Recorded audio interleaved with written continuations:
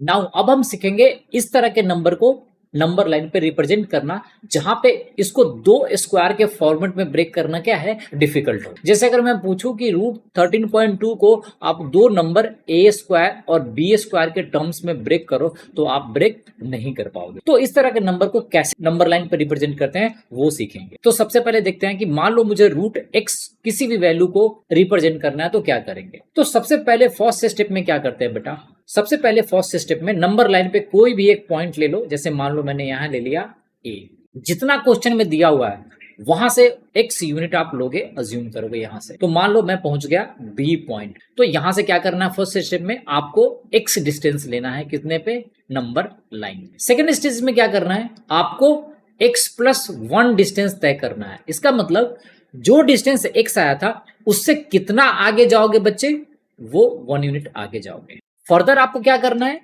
जो ये वैल्यू आया, यहां से जो वैल्यू आया है x+1 तक, उसको मानना है डायमीटर और एक ड्रॉ करना है क्या, सेमी सर्कल। तो यहां पे मैंने क्या कर लिया, सेमी सर्कल ड्रॉ कर लिया। जिस पॉइंट पे x यूनिट का डिस्टेंस आया था, जैसे यहां पे पॉइंट था b, वहां पे एक ड्रॉ करना है बच्चों आपको परपेंडिकुलर, करेक्ट है।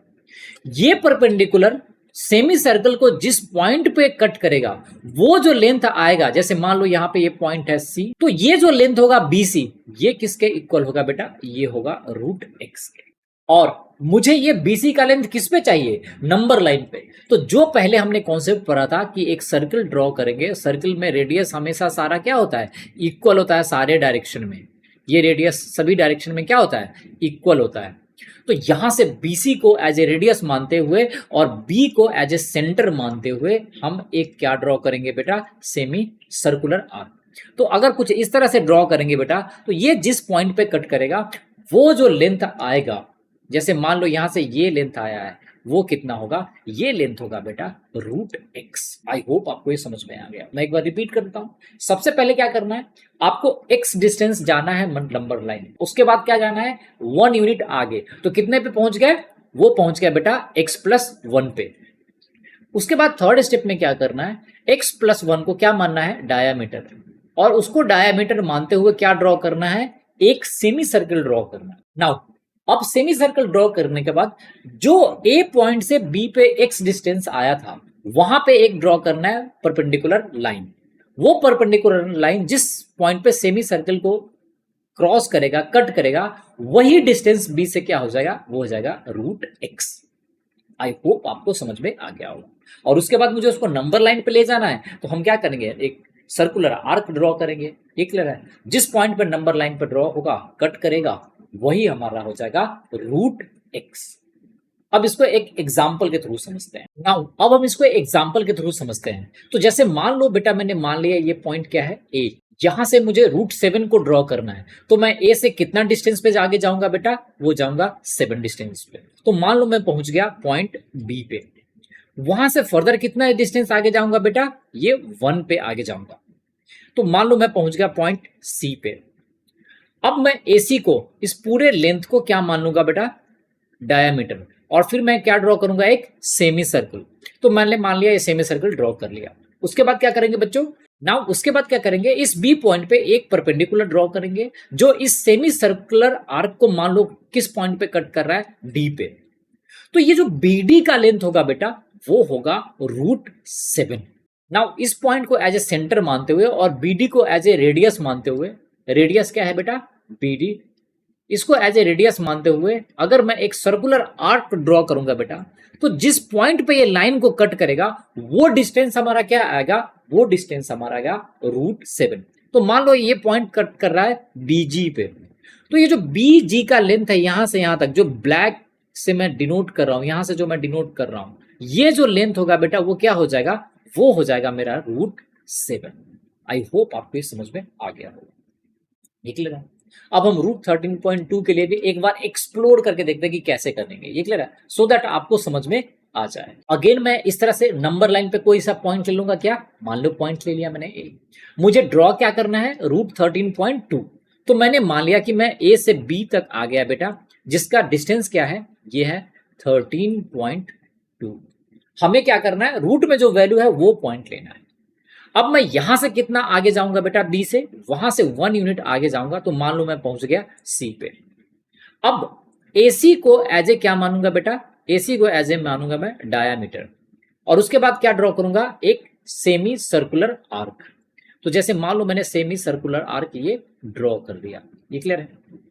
नाउ जिस पॉइंट पे मैंने ए से लेकर बी पर 13.2 गया था, वहां पे क्या ड्रॉ करेंगे बेटा, परपेंडिकुलर लेंथ।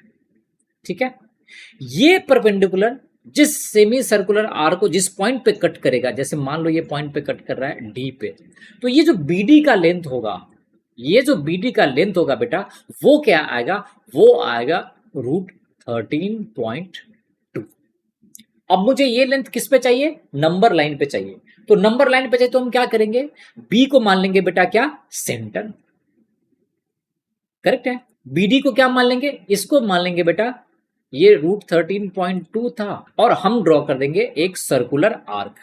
तो बी से जिस डिस्टेंस पे ये नंबर लाइन को कट करेगा, जैसे मान लो ये पॉइंट जी है, तो ये जो ग्रीन कलर में जो डिस्टेंस आएगा बी से यहां तक, ये जो डिस्टेंस आएगा बेटा, वो नंबर लाइन पे क्या होगा, ये डिस्टेंस होगा √13.2। आई होप आपको समझ में आ गया, क्लियर है। एक एग्जांपल और लेते हैं √11 के लिए। मान लो मुझे रिप्रेजेंट करना है √11, स्टार्ट किया नंबर लाइन से पॉइंट ए, यहां से कितना डिस्टेंस जाएंगे 11 पे, मान लो पॉइंट पहुंच गए बी पे, उसके बाद कितना डिस्टेंस आगे जाएंगे 1, मान लो पॉइंट पहुंच गए सी, ये टोटल डिस्टेंस कितना आ गया बच्चों, ये आ गया AC, और ये 12 है। इसको क्या मान लेंगे बेटा, डायामीटर। डायामीटर मानते हुए क्या ड्रॉ करेंगे, एक सेमी सर्कुलर आर्क। अब शुरू में जिस पॉइंट से A से B तक गए थे, वहां पे क्या ड्रॉ करेंगे, परपेंडिकुलर।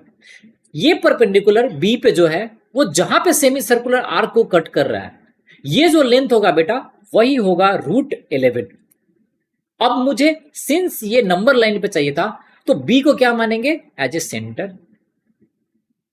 BD अगर मान लो ये पॉइंट D है, तो इसको क्या मान लेंगे, BD को मान लेंगे एज ए रेडियस।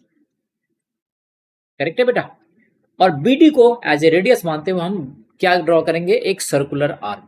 ये सर्कुलर आर्क जिस पॉइंट पे नंबर लाइन को कट करेगा, वही डिस्टेंस हमारा क्या हो जाएगा, √11, जिसको मैं ब्लू कलर से हाईलाइट करके दिखा रहा हूं। ये जो डिस्टेंस आ रहा है बेटा, ये क्या हो जाएगा, ये हो जाएगा √11। क्लियर है।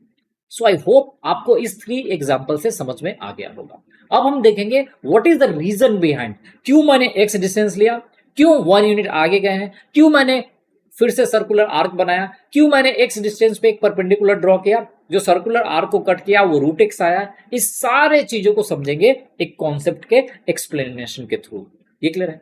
सो आई होप ये यहां तक आपको सभी पॉइंट समझ में आया है। नाउ अब हम देखेंगे बच्चों कॉन्सेप्ट का प्रूफ, क्यों हम x डिस्टेंस लेते थे, फिर 1 जाते थे, फिर सेमी सर्कुलर आर्क ड्रॉ करते थे, और √x का वैल्यू रिप्रेजेंट करते थे। कोई भी पॉइंट ले लो, मान लो मैंने पॉइंट ले लिया बेटा O, वहां से कितना दूर आगे गया बेटा, वहां से डिस्टेंस आगे जाते थे x। सो मान लो x पे आ गए। B से फर्दर कितना आगे जाते थे बच्चों, वो जाते थे 1 यूनिट का। तो मान लो B से आ गया बेटा D पॉइंट पे। तो मैं अगर आपसे पूछूं कि OD का लेंथ कितना होगा, तो आप सिंपल बोलोगे कि OD का लेंथ हो जाएगा सिंपली OB एंड प्लस लिखोगे BD।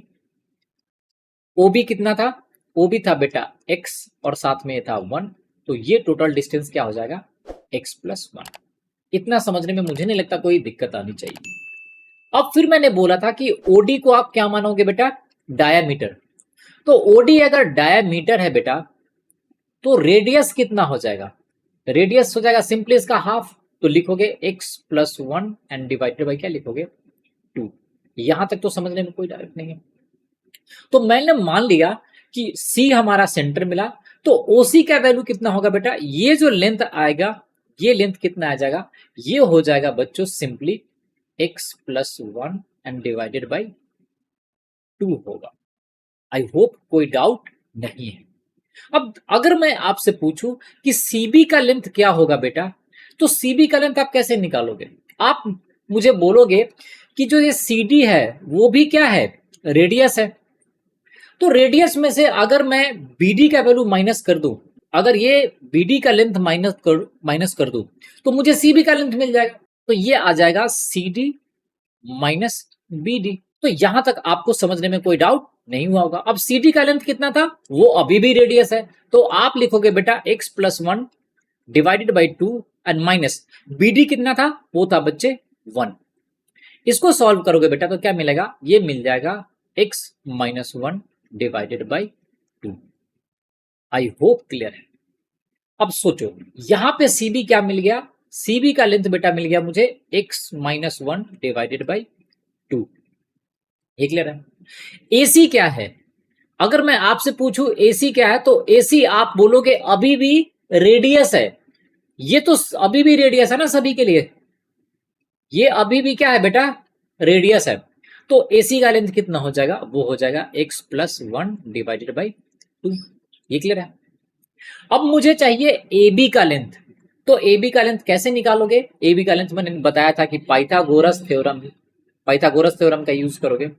तो अगर आपको हाइपोटेन्यूज का वैल्यू दिया हुआ है, वो कितना दिया हुआ है बेटा, रेडियस कितना था x+1 डिवाइडेड बाई 2। CB यहां से बेस का वैल्यू कितना दिया हुआ है, x-1 डिवाइडेड बाई 2। तो आपको चाहिए कौन सा लेंथ, आपको चाहिए बेटा AB का लेंथ। तो आपको पता है AB square plus BC square किसके इक्वल है, वो इक्वल है AC स्क्वायर के। आई होप यहां तक समझने में कोई डाउट नहीं है। नाउ मुझे चाहिए किसका लेंथ निकालना है, AB का स्क्वायर। तो AB स्क्वायर हो जाएगा बेटा, सिंपली आप लिखोगे AC square and minus BC square.